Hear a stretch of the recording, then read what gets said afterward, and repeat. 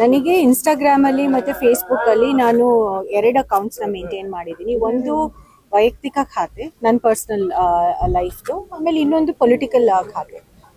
Political updates ನಿರಂತರವಾಗಿ ನಡೀತಾನೆ ಇರುತ್ತೆ. ಆಗಾಗ ನಾನು ನನ್ನ ಪರ್ಸನಲ್ ವಿಚಾರಗಳಿಗೆ ಇನ್ಸ್ಟಾಗ್ರಾಮ್ ಖಾತೆನ ಜಾಸ್ತಿ ಯೂಸ್ ಮಾಡ್ತೀನಿ ಫೇಸ್ಬುಕ್ಕಿಂತ ಹೆಚ್ಚಾಗಿ.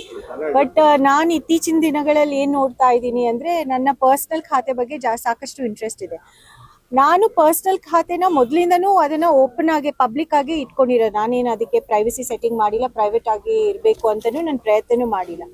ರಾಜಕೀಯದಲ್ಲಿ ಪ್ರವೇಶ ಮಾಡೋಕ್ಕಿಂತ ಮುಂಚೆ ನಾನು ಹೇಗಿದ್ದೆ ಅದೇ ರೀತಿ ಇರಬೇಕು ಅಂತ ನಾನು ಪ್ರಯತ್ನ ಮಾಡ್ತಾ ಇದ್ದೀನಿ. ಯಾಕಂದ್ರೆ ನನ್ನ ನಿಲುವು ತುಂಬಾ ಕ್ಲಿಯರ್ ಆಗಿದೆ.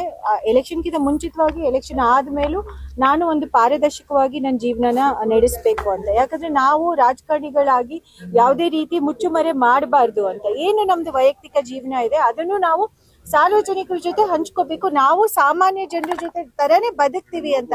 ನಮಗೂ ಮಕ್ಳಿದ್ದಾರೆ, ನಮಗೂ ಫ್ರೆಂಡ್ಸ್ ಇದ್ದಾರೆ, ನಮಗೂ ಹಸ್ಬೆಂಡ್ ಇದ್ದಾರೆ, ನಮ್ದೇ ಆದಂತ ವೈಯಕ್ತಿಕ ಜೀವನ.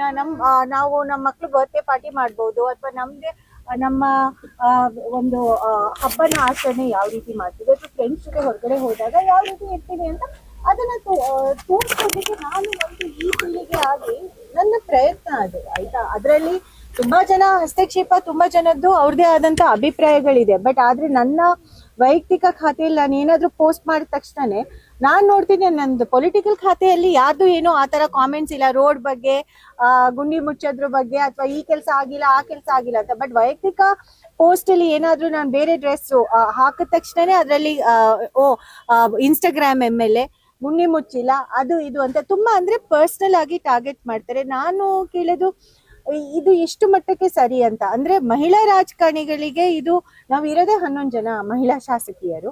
ಅದರಲ್ಲಿ ನಾನು ಧೈರ್ಯ ಮಾಡಿ ಈ ತರ ಒಂದು ನನ್ನ ಇನ್ಸ್ಟಾಗ್ರಾಮ್ ಖಾತೆನ ಮತ್ತೆ ಫೇಸ್ಬುಕ್ ನನ್ನ ಪ್ರೈವೇಟ್ ಅಕೌಂಟ್ಸ್ ಎರಡನ್ನೂ ಪಬ್ಲಿಕ್ ಆಗಿ ನಾನು ಅದನ್ನ ನಡೆಸ್ಕೊಂಡು ಬರ್ತಾ ಇದ್ದೀನಿ ಸುಮಾರು ವರ್ಷದಿಂದ. ಅದು ಎಷ್ಟು ಮಟ್ಟಕ್ಕೆ ತಪ್ಪು? ಅಥವಾ ಹಾಗಾದ್ರೆ ಸಾರ್ವಜನಿಕರಿಗೆ ನಾವು ಪಾರದರ್ಶಕವಾಗಿ ಜೀವನ ಮಾಡೋದು ಇಷ್ಟ ಇಲ್ವಾ?